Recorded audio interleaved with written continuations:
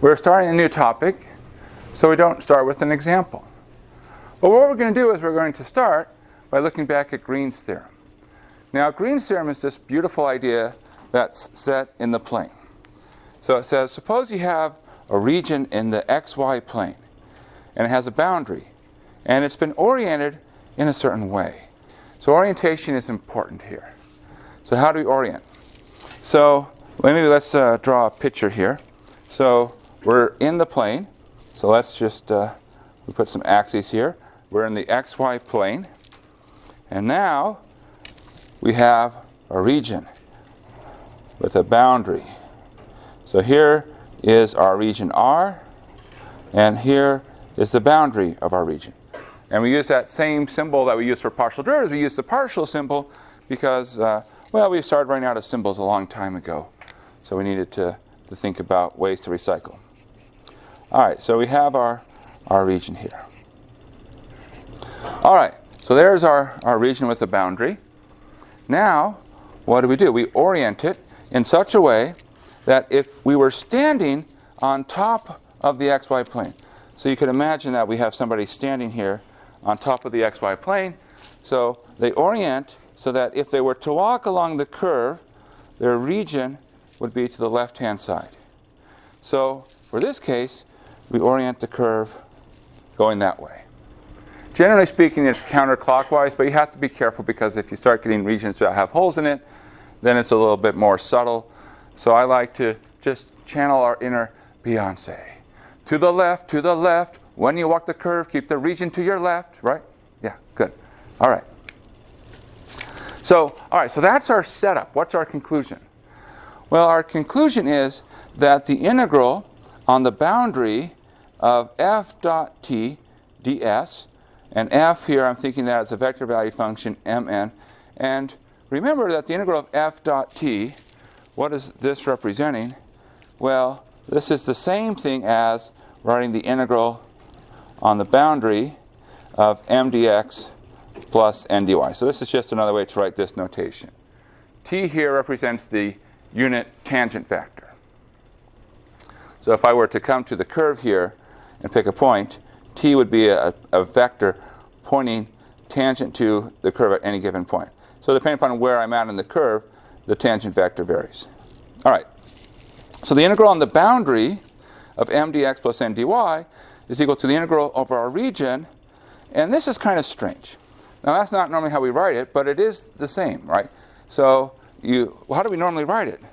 Well, the way we normally write Green's theorem is instead of this long expression here, we usually write it as n sub x minus m sub y. However, it turns out that it's the same thing as taking the curl mn0 and grabbing that third entry. So that's what's happening with the dot k. We're grabbing the third component of mn0. And so that's our Green's theorem. Now the philosophy of Green's theorem, and it's a really important philosophy, it's this overarching philosophy that we see in this part of the course. It says, if I want to know about something that's happening in the interior, so in this case I'm talking about the integral, a double integral, because that's a two-dimensional integral over the interior of something which is a derivative. So the curl is essentially a derivative of something. I can look at what's happening on the boundary. All right. So I can relate those things together. So that's our two-dimensional setting. Stokes' theorem says, you know what? What if we go to 3 dimensions? Because I can think of this as already being in 3 dimensions, where I'm just saying put everything in terms of the xy plane, but I could put a third dimension in there. So let's just go all the way. Let's think about being in a 3-dimensional setting. Now we have to think about, okay, what do we have? Well, our two pieces here are we have our region and we have our boundary. Now our boundary is a curve. We know we can have curves in 3 dimensions, so that's great. So okay, so let's draw ourselves a curve. So here's our curve. Now, you say, all right, The other thing is we had our region. Well, if we think about what that region looks like in terms of, say we were putting this into a three-dimensional setting, it's essentially, it's a flat surface. So we say, okay, so what we'll do is now, in addition to this curve, we're going to have a surface. So now I have maybe, it doesn't have to be flat, it's some sort of maybe bowl-like type surface where I have this rim up here. Now, to help us sort of visualize this, let's shade it a little bit. So we have our surface. Now the question becomes, all right, what's the right generalization, or how does this work? Well, we think about what was happening. What we have is this surface, and we want to make sure we have the right orientation. Because orientation matters. Orientation matters. So suppose we have our surface. There's an orientation on the boundary of the surface, which is this curve. Then there's an orientation on the surface itself. Now to orient the curve, that's not so surprising, because what you can do is you can think about going along the curve in two different directions. So I might traverse the curve in, say, this direction, or I might go backwards, which reverses my orientation. So okay, so that says you have to make a choice. So let's go ahead and let's make a choice. And we'll choose to travel the curve in that direction. We're just picking one. Now the other thing is we have to orient the surface. Now, the question becomes, what do we mean by talking about orienting the surface? And essentially what that boils down to is we want to decide which side of the surface is on the top and which side of the surface is on the bottom. Now, when we're here in the Green's theorem, we already have an inherent orientation. Because what we're thinking about is that our orientation comes because if we think about going back and putting a person here, we put our person here, and they're standing on the xy plane. So the orientation comes from how they stand on the xy plane. If we were to think of this plane as being in three-dimensional space, what's the orientation? In other words, what's the vector that corresponds to the way that they stand? Can you see what the vector would be? Well, if we were in three-dimensional space, the z-axis would be pointing straight up. And that's how this individual is standing. So the z-axis, that's in the direction of z. Well, there's a vector that points in z. Do you remember what vector it is? It's k. This vector. It's 0, 0, 1. So we see that, aha, there was an orientation built into the statement of Green's theorem where we picked off that k. Well, now we want to do the same thing here, which is we want to pick an orientation. Now, I want to emphasize that not everything has an orientation. There are surfaces that you cannot orient. Now, that might not at first seem obvious, so let's just do a little quick example. I happen to have brought a piece of paper here, and you see right now it's oriented in the following way. And one side is the top side, and the other side is the bottom side. So in other words, I know which side is the top, and I know which side is the bottom. Life is good. But we can do a little thing to this surface. I hope you appreciate this. We spent our department's budget on the following special effect. So if you take this surface and you wrap it, then what you'll get is a new surface. All right, so this is a surface in space. And you might say, okay, I can still see it. See, it says top side and it says bottom side, so it's still oriented. But now, let's just start here at the top. And remember, we're on the top side. So we're always going to stay on the top side. We're just going to work our way around here. And my thumb has never left the top side. And now, I'm on the bottom side. So this is what's called the Mobius strip. And what happens is that by adding that half twist, you essentially put the top sides and bottom sides together. So there is no top and bottom. It's all one side, which means that you can't decide what's the top and what's the bottom. So you can't orient. So we're never going to deal with those types of surfaces, but those types of surfaces you cannot do Stokes theorem for because it doesn't apply. You've got to have an orientation. And the orientation comes, you pick which side is the top, and then you have your n. See, while you're standing on top of the surface as given by the normal vectors n. So the normal vectors are indicating your orientation.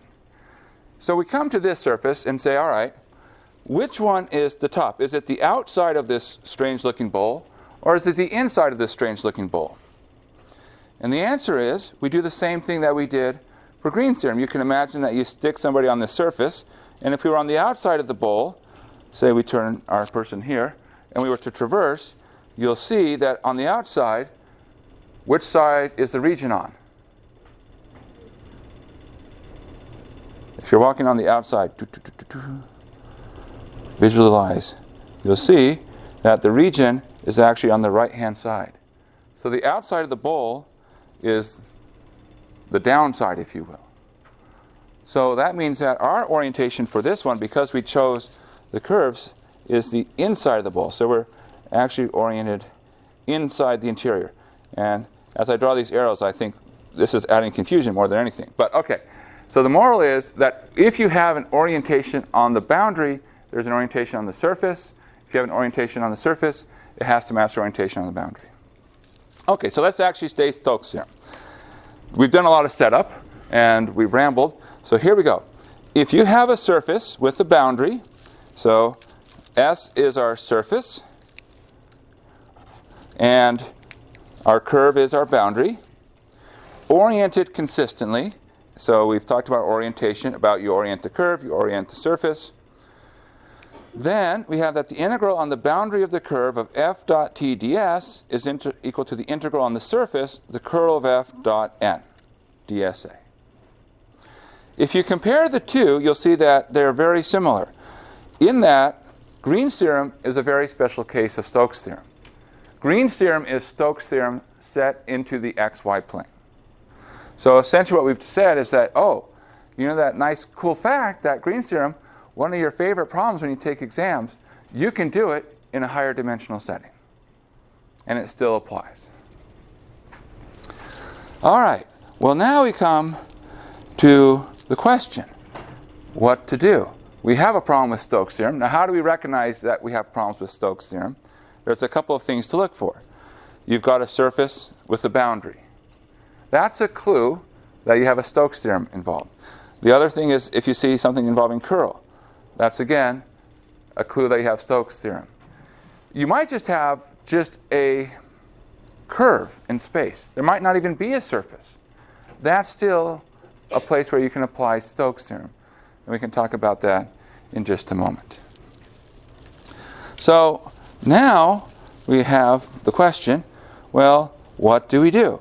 How do we actually evaluate this? Because what's happening is we've said there's two different integrals and they produce the same answer.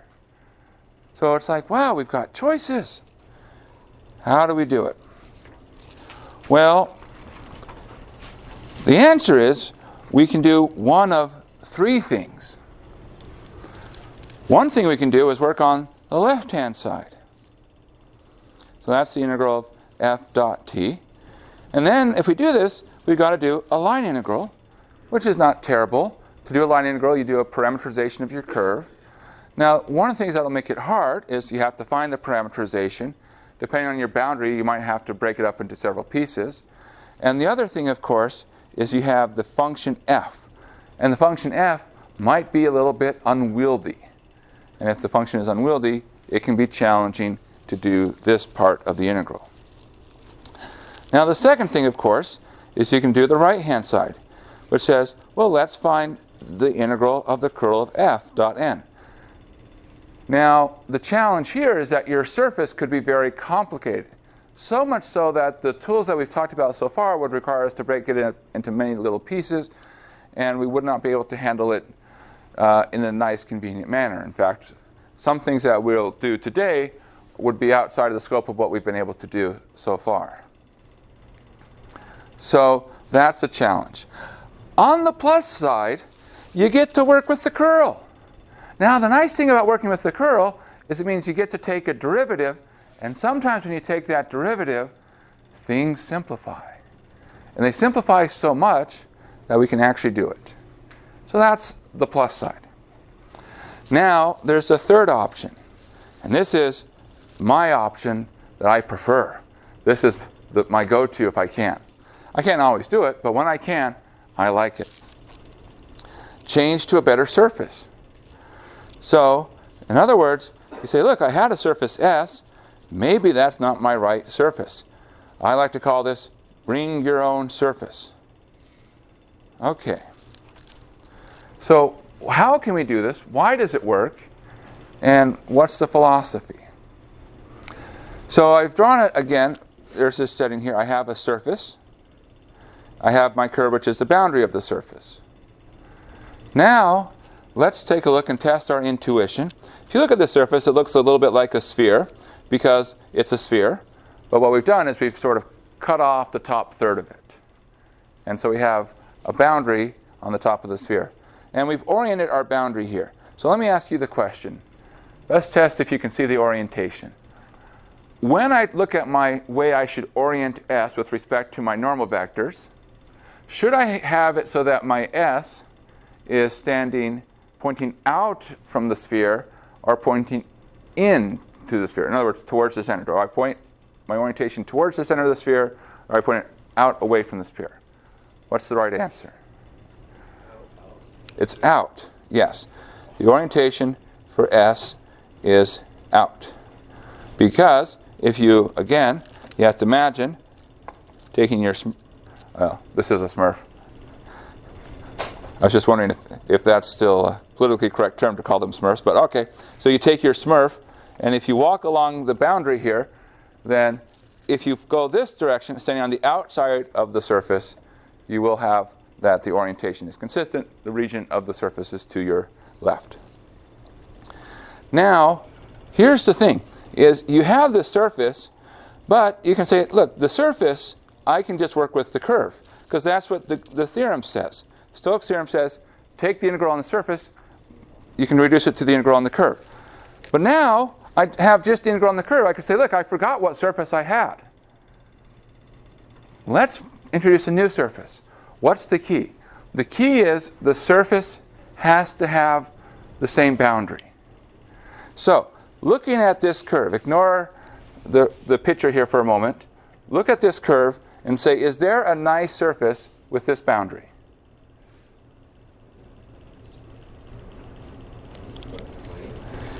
Yeah, we can put in a flat circle which is part of the plane, namely the plane which is inside that circle. Now, let's call this, for lack of creative terms, we'll call this surface T. What do we have? Well, we have that the integral of S of curl of F dot n, well, that's equal to the integral on the curve, the boundary of F dot T ds. Oh, we shouldn't call this T. Let's call this bold T, or maybe strange-looking pi. All right, just because T is, I don't want to have T be double duty. All right, so we can integrate the surface curve to the integral curve. But now, I say, hey, look, here's the integral curve. I can relate it back to the surface curve. So it becomes the integral of a nice flat surface, this strange-looking T, weird-looking pi, of curl of F dot n dsa. So that says that the two surface integrals have the same. So in some sense, you get to choose the best of both worlds.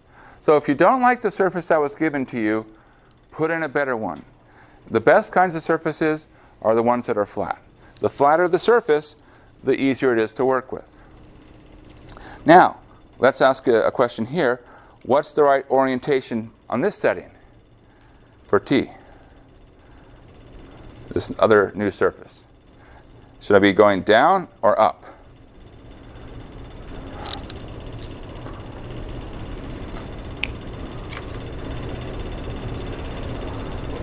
You have a 50-50 chance of being right. You should be pointing down. Now, how do you figure this out? Well, you can just say, all right, I can go back and I can redo the same mental exercise we did before, but there's something else that I like to do. And I like to think about the following. So let me try to illustrate this. This is a cup. I don't think it's very practical, but okay, it helps to demonstrate the idea.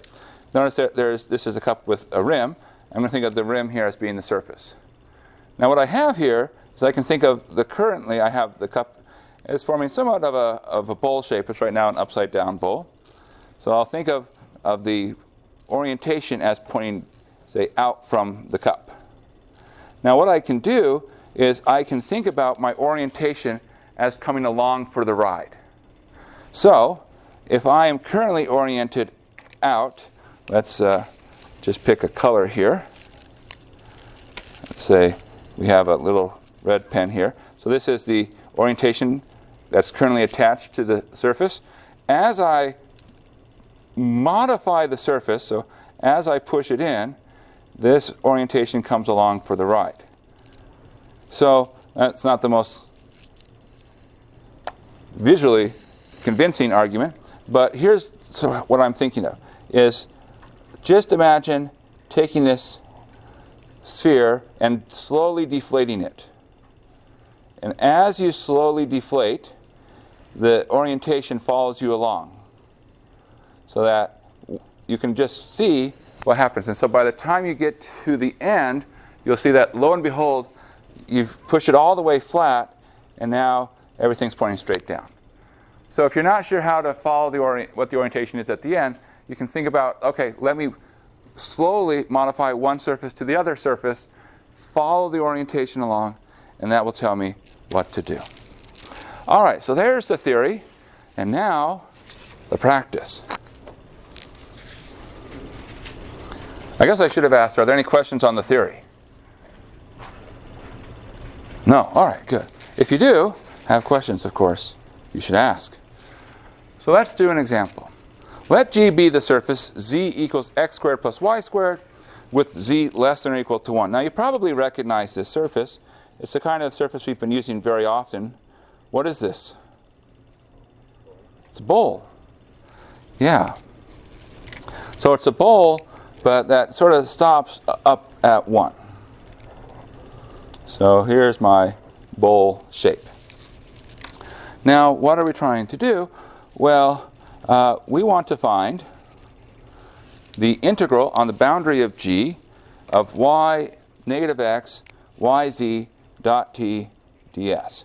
Okay, so that's our goal. We want to find that integral. So here's our surface G. Here's our boundary of G. It's a circle up here. And we're told that the boundary of G is oriented so that it is counterclockwise when viewed from above, which means it's this orientation. So there's our setting. We have our setup. So in this case, what do we have? Well, we've been given, in terms of the Stokes theorem, we've been given this side of the equation. We've been given the integral on the boundary of some function f, it's the vector valued function, dot t ds. So we can apply Stokes theorem and say, hey, we can integrate on the surface the curl of f dot n. So we're going to go ahead. And in fact, on this problem, we're going to have a little bit of fun. We're going to do all three options. So let's just do all three options and help convince ourselves, hey, maybe there's something to this. All right. So option number 1 is the line integral. Let's actually carry out the line integral. In other words, let's just ignore the tool that we just learned and do what it's asking us to do. Suppose we didn't know what Stokes theorem says. Now, if I do a line integral, that says, hey, the surface doesn't matter. So don't worry about the surface. What matters is the curve. So I need to figure out the curve. Well, it's a circle, and it's a circle that happens to be at z equals 1, because I cut it off at z equals 1. So it's a circle x squared plus y squared equals 1. So I now need to figure out, well, I need to find a parameterization that moves around the unit circle, x squared plus y squared equals 1, where we also have that the height z is fixed at 1. And the answer is, that's not a bad curve. So our boundary of g, we can parameterize as cosine t, sine t. That's our default parameterization for a circle. And it's set up so that it actually goes counterclockwise, which is good. Then the last entry is 1, because z is always 1. And here we have 0 less than or equal to t less than or equal to 2 pi. So if we think about what this integral becomes, we can also write this integral as y dx minus x dy plus yz dz on our boundary. So we do what we would do. This is an integral. We have a parameterization, and I should note this is not a conservative integral, so we've got to do the parameterization, which means we've got to put everything in terms of t. 0 to 2 pi. Where I see a y, I put the sine. So sine t dx, well, negative sine t, minus x, which is cosine t, times dy, and dy is cosine t. So there's the y, dy is cosine t, plus, then y is sine t, z is 1, and dz is 0. And we're going to integrate that dt. So that's what we want to find. Now, a couple things simplify. That goes away. We have minus sine squared minus cosine squared. What does that become? Minus 1.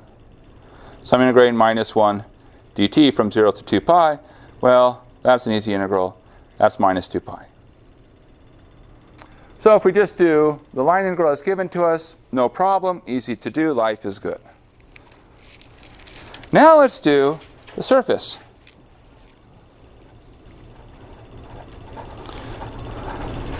So to do the surface integral, what does that mean?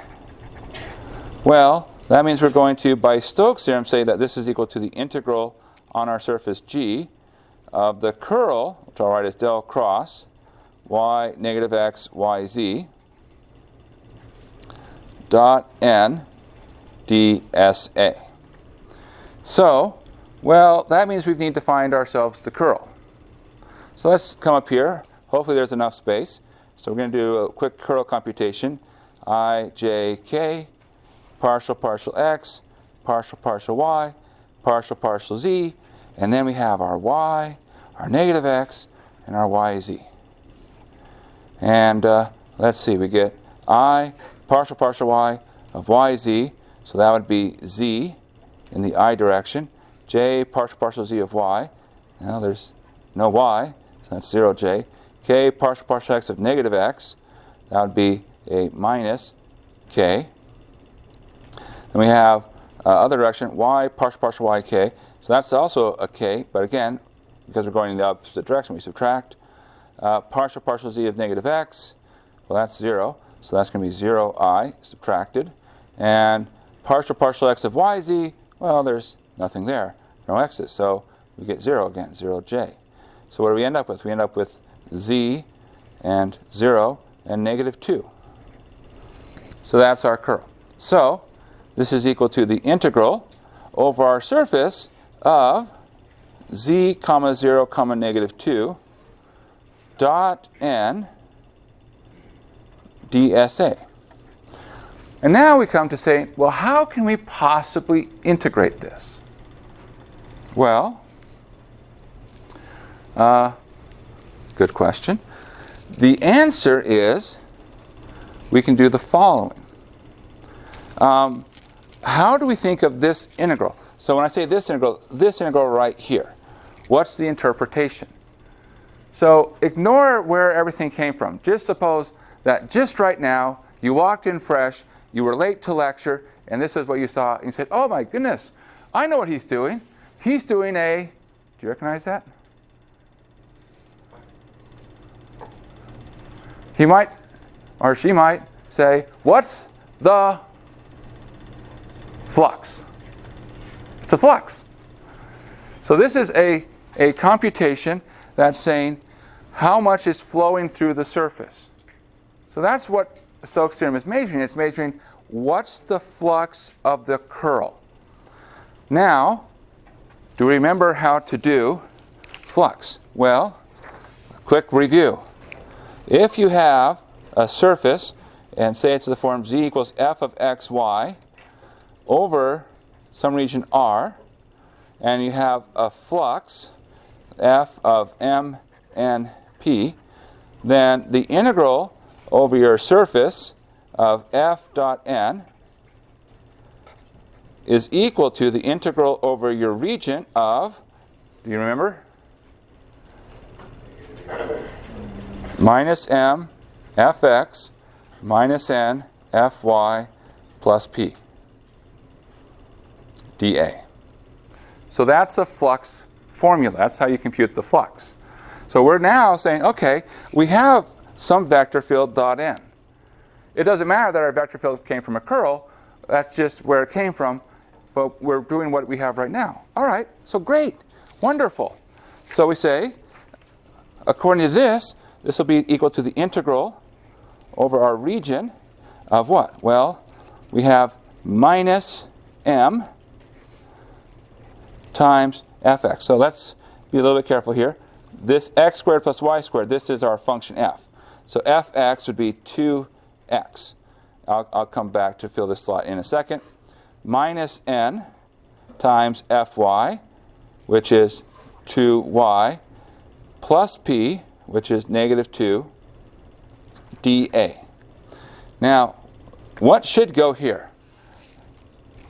Well, the answer looks like it should be z. But we want to get something in terms of just x and y. So we don't put z. What do we put instead? X squared plus y squared. So we just have to compute this integral. What's our region? Well, our region would be, imagine what's happening up here. You cast a shadow down and say, where are you in terms of the xy plane? Well, when you cast your shadow down, what do you see? It's this unit circle. Okay, so this is the unit circle. Now, can we just write down the answer? Well, we can if we're careful. The middle term goes away. That's not too surprising because there's a 0. One of these two terms is easy, and the other one is also easy if you look at it the right way. What happens to the first term?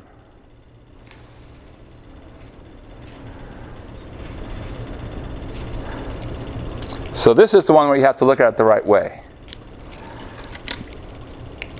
If you look at this first term, it's not identically 0. It depends on where you are in the circle. But when you have something, you should always think to yourself, is there any hope for symmetry? And in this case, there's a lot of hope because the circle is super symmetrical. And in particular, if I have a little piece over here, I can shoot it across by symmetry to a little piece over there, creating a little droid-like shape. But the point here is, think of the contribution. The contribution over here will be exactly the opposite sign of the contribution over there. So what's going to be the net total when I do this integral? It's going to be 0. Now, if you don't believe me, you can go ahead and on your own time carry out this integral, and you'll get to the end and say, oh, he was right. It was 0. The easiest way to do this is to do an integral in polar coordinates. It becomes an r cubed cosine theta, because you have x squared plus y squared is r squared. X is r cosine theta. The integral of cosine theta from 0 to 2 pi is 0. Which means that, really, once we knock this part out, what we end up with is negative 2 times the integral of our region dA. Well, what is that finding for us? Finds area. How much area is there in the unit circle? Pi. So you end up with negative 2 times pi. So negative 2 pi. All right, so that was number 2. And I said that we're going to do all 3 options. So let's do number 3, which is a bring your own surface type deal. So in other words, let's change our surface. So when you're changing your surface, you do it if you can find a nicer surface. The nicest surface to work with is something which is flat. If you learn nothing else about calculus other than the idea flat things are beautiful and we want them to as much as we can. So we love to work with things which are flat because they are easy to work with. Well, is there a nice surface which is flat which has the same boundary? And the answer is not surprising that yes. You just put the circle here and you just fill in the circle. So there's our surface. Now, what's the normal vector? I should say I did cheat a little bit on this top surface because there was one part I didn't mention explicitly when we talked about computing flux through a surface. Do you remember the one thing that we need to make sure for this formula? Yeah, this is if you have upwards normals. So I should have gone through and checked what's the correct orientation. Well, if you do go here onto the bowl, you will see that your normal vector should be pointing up. So that's good. So which way does our normal vector point in this flat surface? It also points up. Again, you can imagine pushing the bowl up, move those normal vectors along with the ride. So let's call this surface H. So we get that this is equal to the integral on H of, I'll just jump right to here, z0 negative 2 dot, and here's where the flat part comes in handy, 0, 0, 1. See, because we have just a flat surface, our normal vector is something easy, like 0, 0, 1, or maybe 0, 1, 0, or maybe 1, 0, 0. So this becomes the integral on H of negative 2. So if I integrate on H negative 2, and where is that coming from? The dot part, 0 plus negative 2. If I integrate negative 2, well, that's really pull the negative 2 out, and I'm finding integral of H dsa. Well, what is this computing when I integrate H dsa? It's the area. It's the surface area.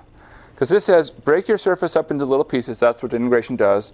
Each piece, add into that how much area is in that piece. And so the total would be the surface area. So how much area is there in this circle? It's still a circle with radius 1. It's just been moved up. So it's still pi.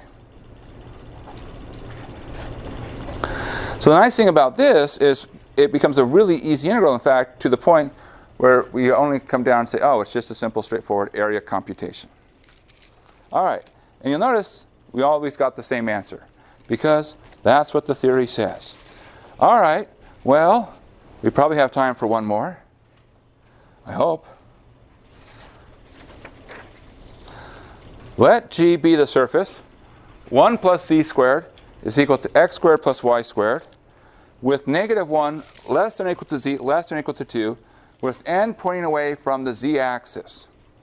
Find the integral on the boundary of G, yz, comma, 3x plus z squared minus y cubed, comma, cosine of x squared plus sine y squared, dot t ds. Now, you look at this and say, that looks terrible. You are correct. Good. Which means we are not going to do that line integral, because that looks like a line integral we do not want to touch. It's probably not so bad in reality, but come on, we want to practice. We want to get to the fun stuff. Okay, so what are we going to do? Well, let's think about our surface. Do you recognize this surface? 1 plus z squared equals x squared plus y squared. This is also known as 1 equals x squared plus y squared minus z squared, and that may or may not help. Does anybody know what this is called? It's a hyperboloid. That's good. Does it have one sheet or two sheets? It's a hyperboloid of one sheet. So what does a hyperboloid of one sheet look like? Well, it looks something vaguely like that. Now the reason I draw it top heavy is you look at where z goes between. So we're going from z equals -1 up to z equals 2.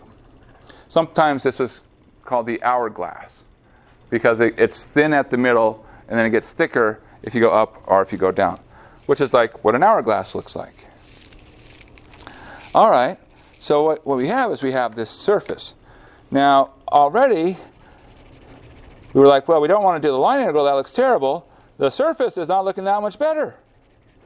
Because how do we handle a surface like this? That's not good. Well, what can we do? Maybe we will go back and do the line integral. Let's stop for a second before we get too far along and ask ourselves a question. Where's the boundary? How much boundary is there?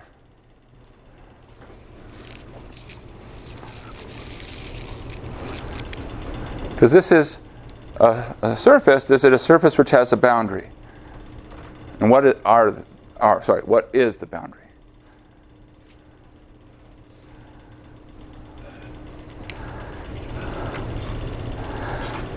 Well, it turns out this is a boundary that has two parts. There's a part down here. That's part of our boundary. That's one piece. And then there's a part up here. So our boundary is consisting of two circles. Now, well, what haven't we drawn? We haven't drawn the orientation. So it says point out. So our orientation is away from the z-axis. All right. In the interest of time, we won't hum and haw about this too long. I always like to say, if you don't like the surface you have, change it to the one that you do. Well, what does that mean? That means we want to come up with another surface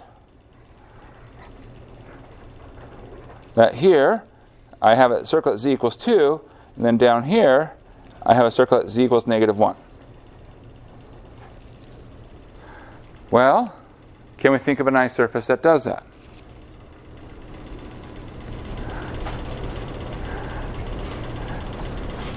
Now there are actually a couple of answers. Sorry, what? A circle with a hole in it. A circle with a hole in it. Well, I mean, in some sense it's like a circle and a hole with it, but the circles are displaced from each other. Now what you could do, and I'm not saying we should, but what you could do is you could form a cone. So you could make things like that, you know, and then form a cone. Figure out what that cone is. Cones are nice and flat, but I want to go flatter. Okay, well, how do we go flatter? Well, we could make a straight cylinder down or go over. Yes, that's a nice idea. But we can go even flatter, because we can just break our surface up into two pieces. Nothing says that your surface has to be connected. And so if you have multiple boundary curves, you can simply just say, okay, I'll put one piece for this boundary curve, another piece for that boundary curve. As long as all the boundary curves are accounted for, life is good.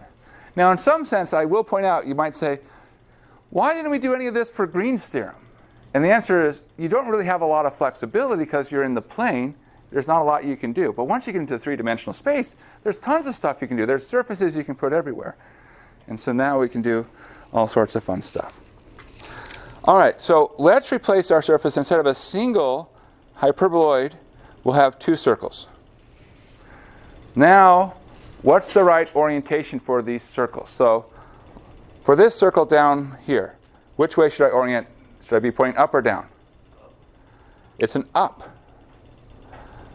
For this circle up here, should I be pointing up or down? Down, right. So when we say up, that's 0, 0, 1. When we say down, that's 0, 0, -1. Now how do you know? Well, again, just imagine moving the surface and manipulating it. I like to think about, we deform the surface. So you push it in, and you keep pushing, and then eventually it splits into two, and lo and behold, if you follow an arrow along, it starts pointing this way, And then as you move the surface down, it ends up pointing up for the bottom surface. And for the top, as you move it, it ends up pointing down. All right. So now we've already made our surfaces flat. Life is good. We can take advantage of something, which is good because we're really short on time. What's true about these two normal vectors, which I'm highlighting right here, as though to get you to tell me what I want to say? There's a bunch of zeros in them, which means that when we come to do our integral on our new surface, so we're going to call h, our h is our combined pieces. So this is equal to the integral on h of the curl of f dot n dsa. So when I compute the curl, do I care about the first entry? No, it doesn't matter. Whatever the first entry is, it's going to become 0 when I do the dot n. Do I care about the second entry? No. Do I care about the third entry? Yes, I do. See, that's the nice thing about having a flat surface. You don't have to care about all the pieces of the curl. You just say, look, I only need to grab the piece of the curl that works for me. So z 3x plus z squared minus y cubed cosine of x squared plus sine y squared. So when I'm computing this curl, I say, look, I'm going to have something in here, something in there. I'm not going to say it's 0, but it's something. I'm just putting a star to indicate something, something. Then I come to my last entry and I say, well, partial y of yz, what's that? Z. And then partial x of 3x plus z squared minus y cubed. Well, that's a plus there. Yeah, so it's 3. But because I'm going in sort of the wrong direction, oh wait, hold on. Z should be subtracted, then this should be added. Yes, there we go. So now let's split it up. So we have two pieces. I'll call it this h top, h bottom. And I promise this only takes 90 seconds from here. So we have the integral h top. It's going to be something, negative z plus 3 dot 0, 0, minus 1 dsa. And plus h bottom, and still something, still the same curl, negative z plus 3 dot 0, 0, minus 1 dsa. So for the integral on the top, well, what's true about z on the top? Z is a constant 2. So it becomes negative 2 plus 3, which is 1, times negative 1, which means we get negative 1 dsa. Plus the integral on the bottom, well, what's z on the bottom? Negative 1. So we have negative 1, which is 1, plus 3, which is 4, times negative 1, which makes this negative 4.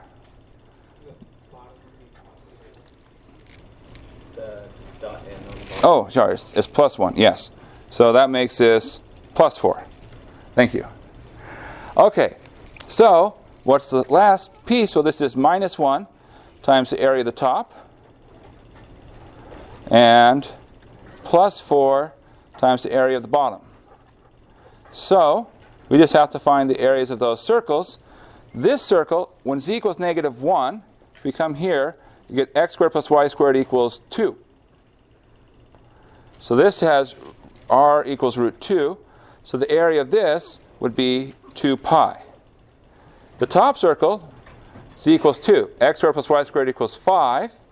So this has radius root 5. So the area would be pi r squared 5 pi. So we have minus 5 pi plus 8 pi, which gives us an answer of 3 pi. And that's that problem. All right, our next problem. So let's let f equal the vector field 3x minus y, comma 2z, comma 4x minus z. And let's let c be the path that goes from 2, 0, 0 to 0, 3, 0 to 0, 0, 2 back to 2, 0, 0. And it goes in that order. So let's see if we can sketch that. Doesn't seem so bad. Well, where are we? We start here on the x-axis, at 2.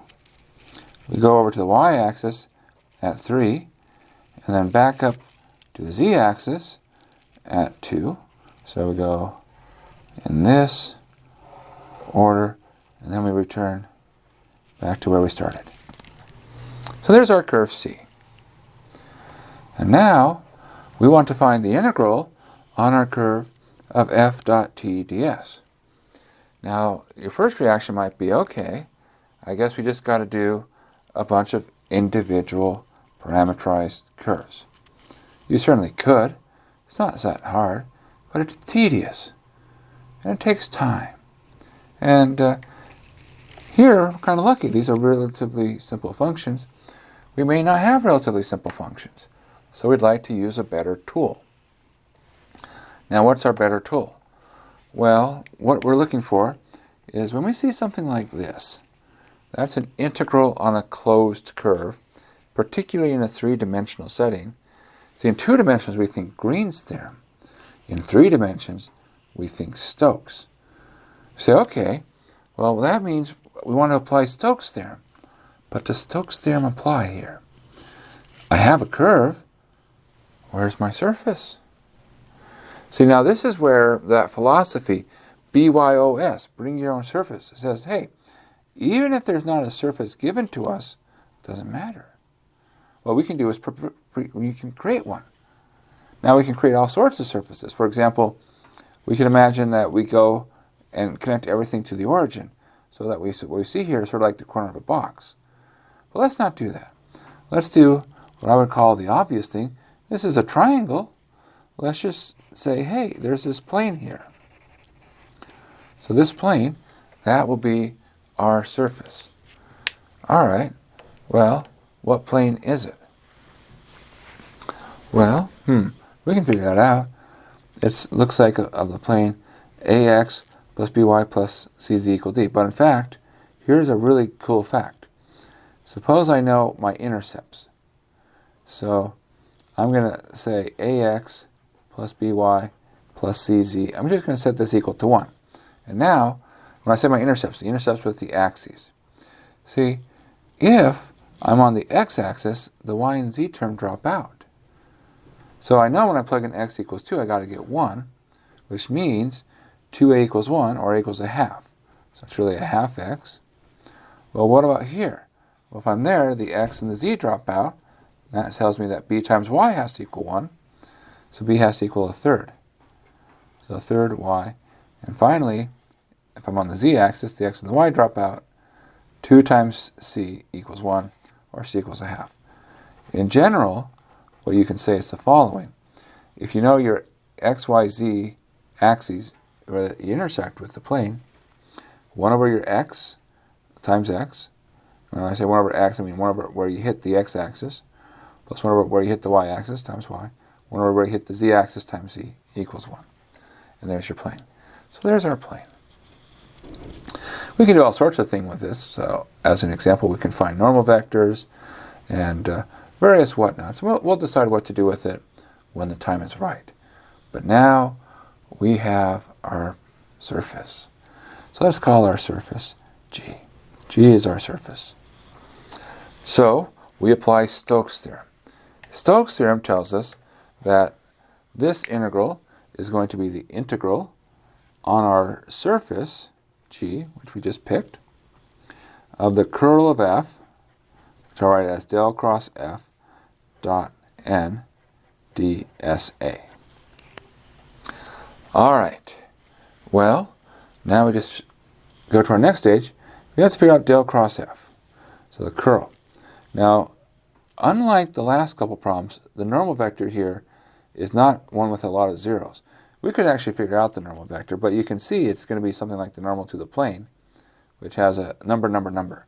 So we actually have to compute the whole thing. Well, that's okay. That's not that hard. So we have I, j, k, partial x, partial y, partial z, and then we have 3x minus y, 2z, and 4x minus z. So what does that give us? Well, start working our way through. Partial y of 4x minus z? Nothing. Good. 0I. Partial z of 3x minus y? Nothing. 0j. Partial x of 2z? Nothing. Oh boy, this may be a really quick problem. Partial y of 3x minus y? Aha, something. Minus 1. And because of the direction we're going, we have to subtract minus 1, which makes it plus 1. Now, what else do we have? Well, partial z of 2z would be 2, but we need to subtract, and that's going to be attached to I. So minus 2i. And finally, partial x of 4x minus z would be 4, but again we have to subtract, and that's in the j direction. So minus 4j. So we end up with minus 2, comma, minus 4, comma, 1. All right, so that is del cross f. Cool. Now, how do we finish this? So we now update. This is equal to the integral over g of minus 2, negative 4, 1 dot n dsa. So there are sort of two options. Now, one option you could do is you could say, well, let's actually explicitly compute n, because it's going to be a fixed vector. It's a single vector.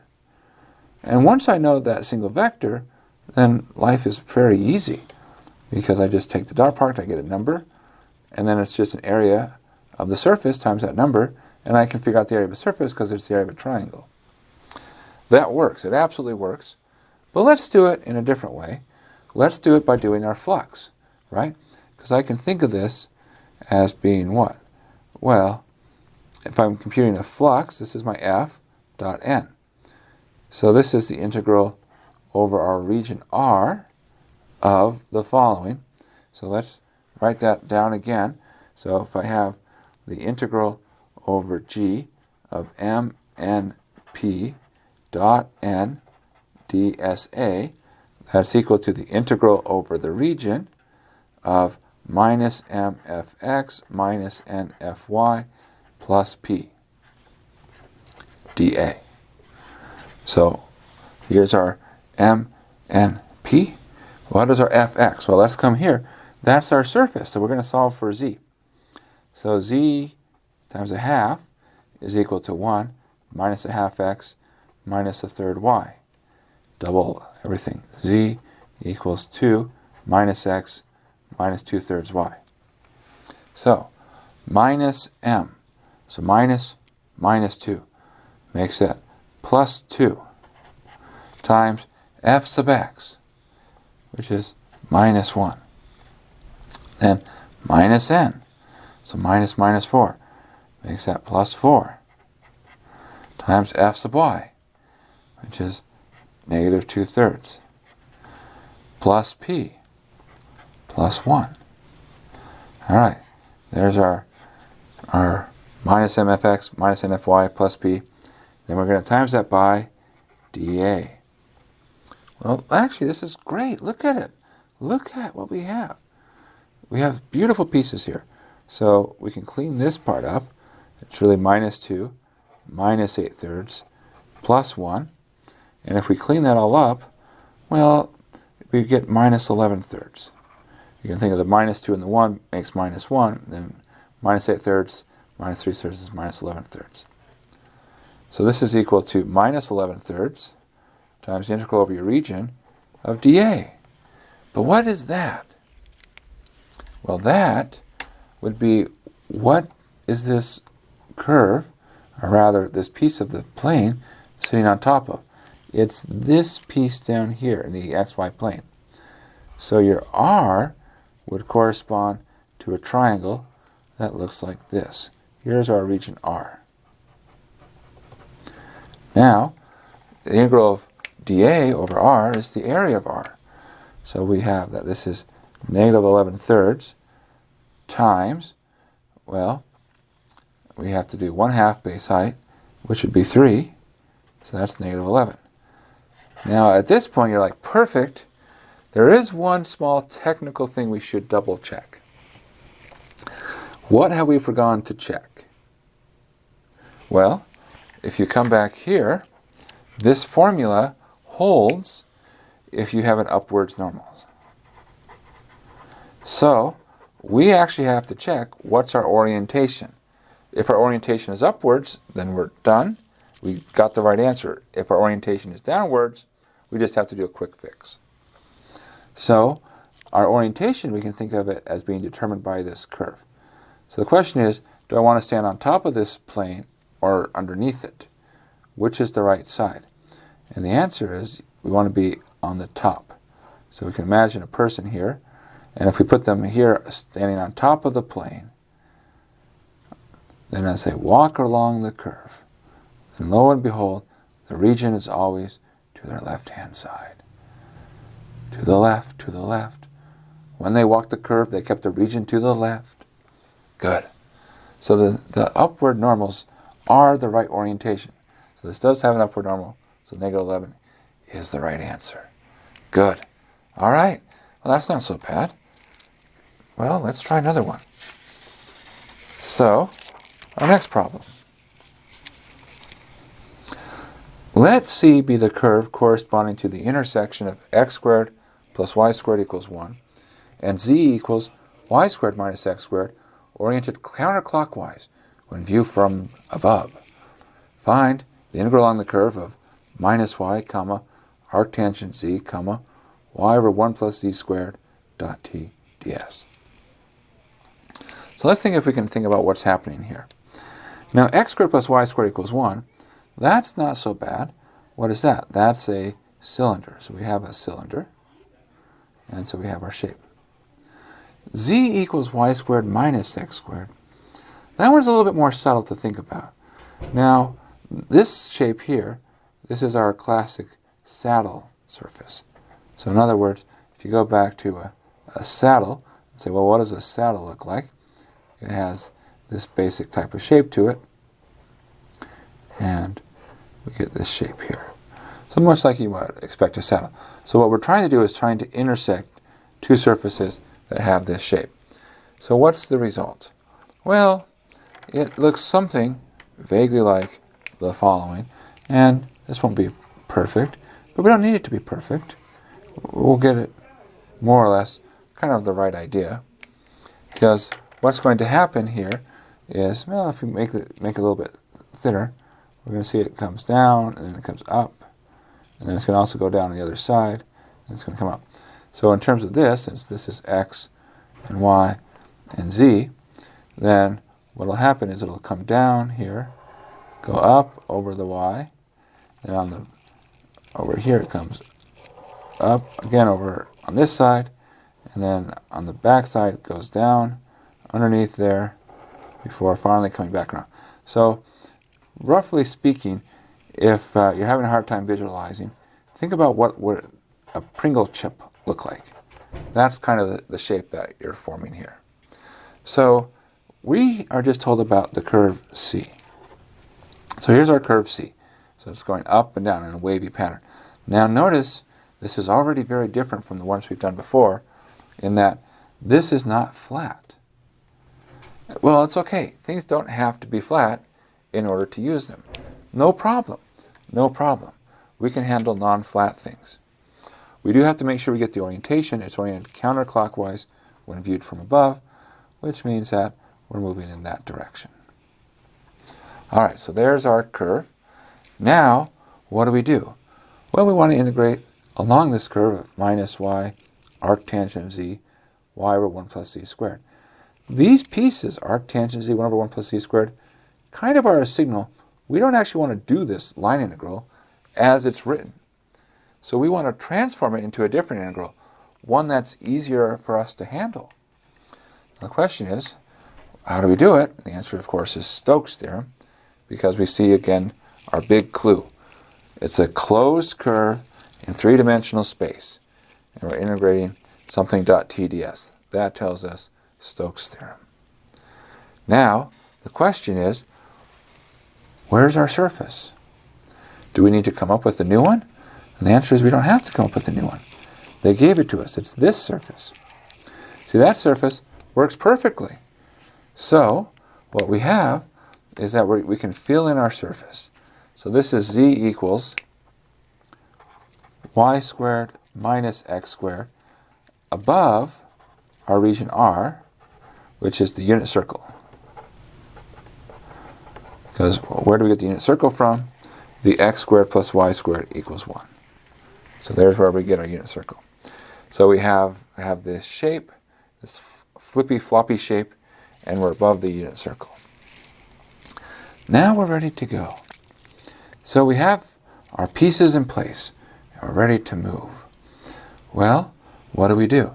According to Stokes' theorem, this will be equal to our integral, and well, let's go ahead and shade in our surface. It's kind of hard to shade this surface in because it's not flat, but you can imagine that we do some sort of shading over here. Okay, so according to Stokes' theorem, if we call our surface G, so here's G is our surface, this is equal to the integral on G of the curl of our expression minus y, comma, arctan z, comma, y over 1 plus z squared, dot n dsa. Now while we're at it, which way do the normals point? Do they generally point up or do they point down?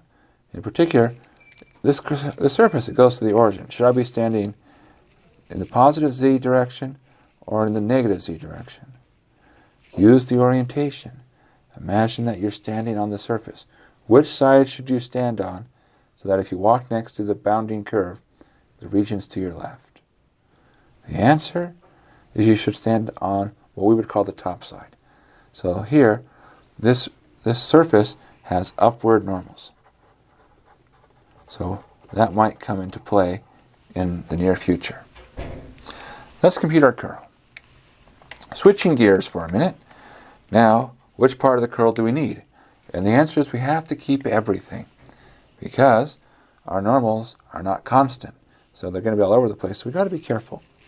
So we have that the curl is going to be determinant of, we have I, j, k, partial x, partial y, partial z, minus y, and, whoops, I wrote down arctangent. That looks too much like a t to me. I'm going to, z, there we go. Now it doesn't look like a t anymore. Arctangent of z and y over 1 plus z squared. So we start. In the I direction, we get the derivative with respect to y of y over 1 plus z squared. Well, that's easy enough. That's 1 over 1 plus z squared. Okay, that's I. Okay, keep going. J, partial z minus y. Nothing. Good.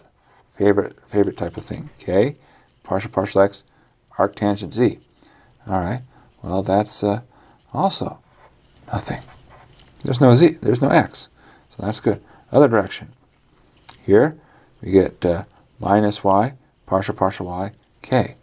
Well, that'll become, the derivative is minus 1, but because of the direction, we subtract minus 1. So plus 1 times k. The derivative of arctangent of z with respect to z is 1 over 1 plus z squared. But because of our direction, we need to subtract, and that's in the I direction. And then finally, we're going to come to our last entry, which is the derivative with respect to x of y over 1 plus z squared. There's no x, so it's 0. And we subtract that, and that's in the j direction.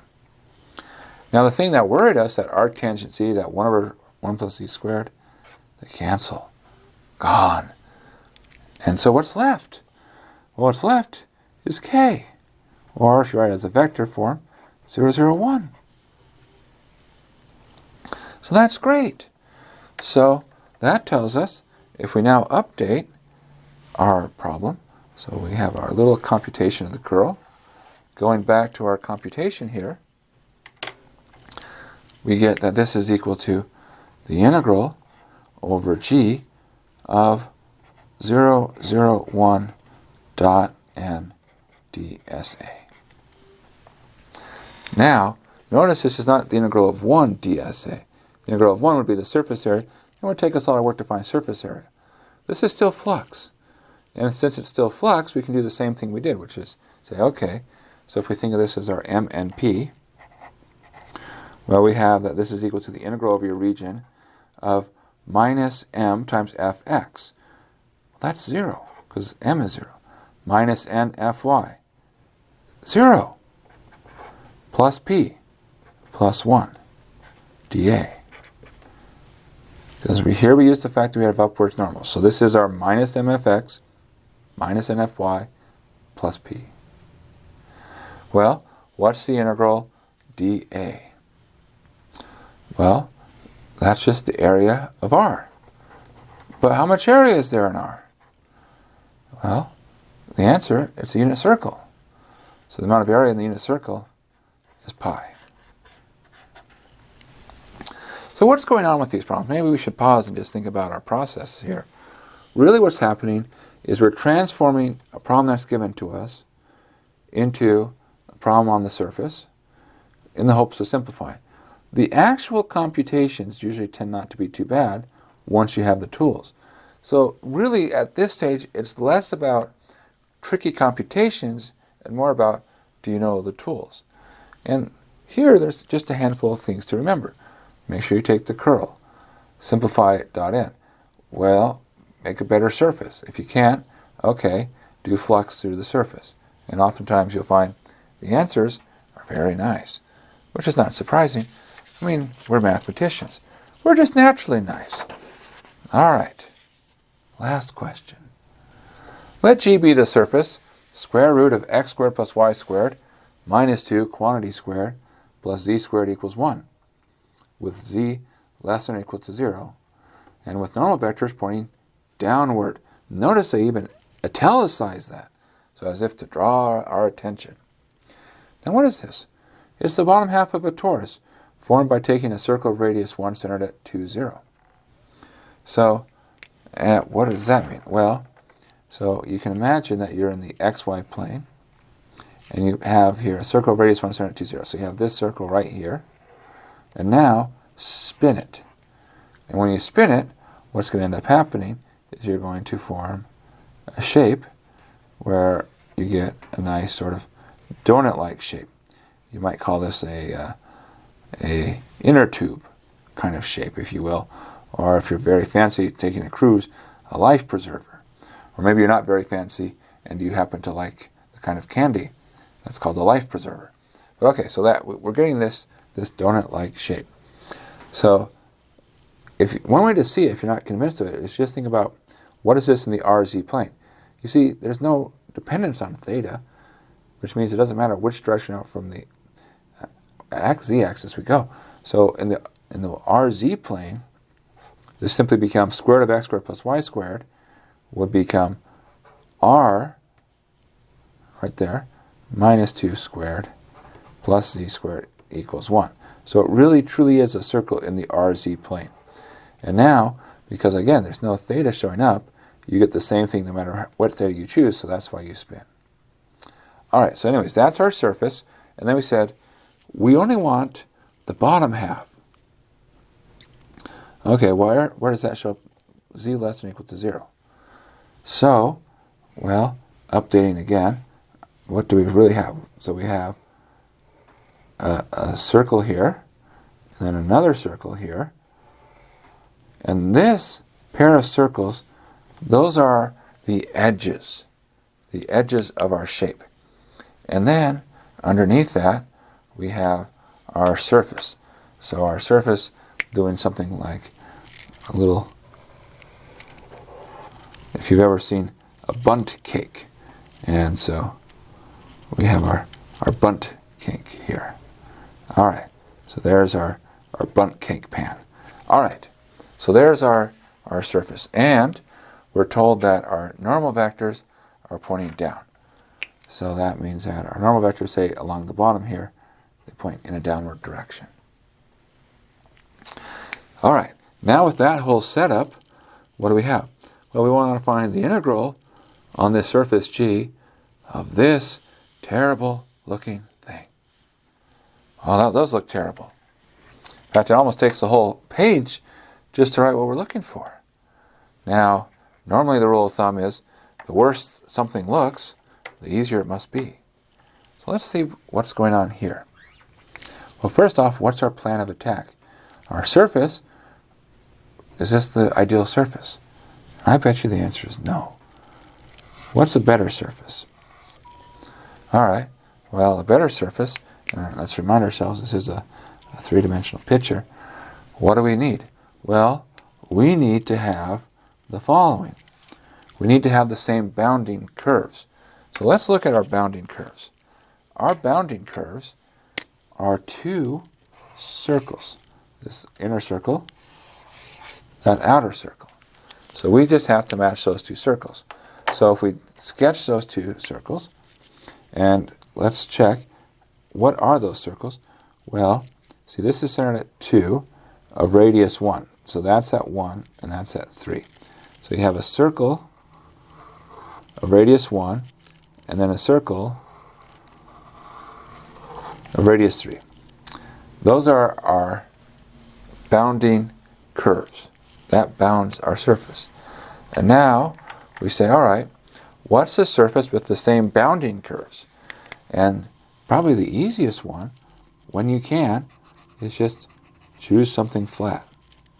So let's just literally put in a flat thing, which is like we took our bundt cake pan and we pushed it up flat. So that would be our bounding surface. Sorry, that would be our surface with the same boundary curves. Now notice, on this surface, what's true? Well, our normal vectors always point straight down. See, here, we drew a couple normal vectors pointing down. Of course, there's some normal vectors on the side that point slightly out. But now, everything points straight down. 0, 0, minus 1. Well, that's great. Well, what does that tell us? Well, it tells us that when we do the curl of this, because we can say, look, this is the same thing as the integral on h of del cross r m n p dot n dsa. I'm just abbreviating because I don't want to keep writing that over and over and over again. All right, so here h is this other surface. And we can be a little bit more precise. Well, if we do del cross m and p, well, we're going to get something. But notice our n. Our n, this is going to be what saves us some work here. It's going to be dot 0, 0, negative 1. So, we just need to understand the first, well, we don't need to understand the first entry, we just need to understand that last entry. So if we take our curl really quick, ijk, partial x, partial y, partial z of m and p, and we were to work it out, well, we always get something in the first entry, we always get something in the third entry, and in the last entry, well, it's n sub x minus m sub y. Now, if that sounds familiar, it's because it's Green's theorem. And remember, once you get into the plane, you're doing Green's theorem. So, we're going to take this and do the dot product. So we're talking the dot product of this with 0, 0, minus 1. So we get us the integral over h of minus nx plus my dsa. Everything else goes away. Where this first part is m, and the second part here is n. This last part, which we no longer need, is p, and which is great that we don't need it because it has lots of noise. So what do we have? So we take n sub x. What do we have there? Well, we have a minus 2, a plus 2x, well, actually, let me just put a minus 2 plus 2x, a minus y squared. The cosine z goes away. Now, we're going to add m sub y. Let's see what we get there. All right. Well, we're going to get 2x. Then we're going to get nothing. There's no y. Nothing.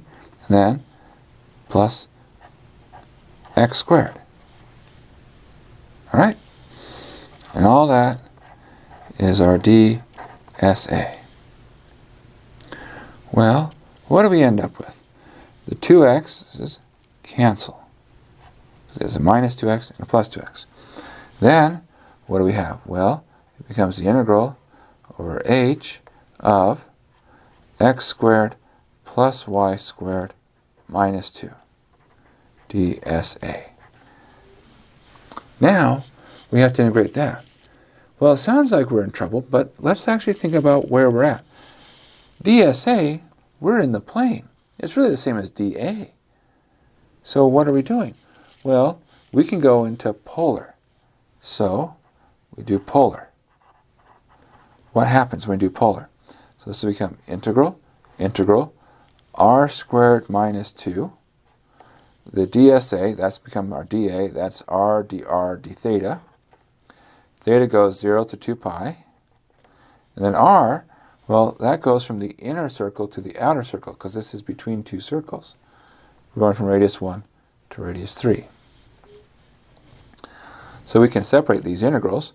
So we can say that's integral 0 to 2 pi d theta times integral 1 to 3 of r cubed minus 2r dr.